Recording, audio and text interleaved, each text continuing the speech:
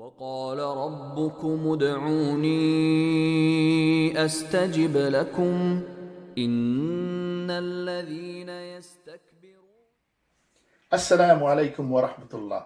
10 powerful du'as from the Qur'an. My dear brothers and sisters in Al-Islam, we're going through a very difficult situation at the moment with this pandemic. Many of us are faced with hardship, especially with the lockdown. Now is the time to call upon Allah Azza wa Jal. Allah subhanahu wa ta'ala says in the Quran, Ud'uni astajib lakum. Call upon me and I will respond. Dua is worship. Prophet sallallahu alaihi wasallam said, Dua huwal ibadah.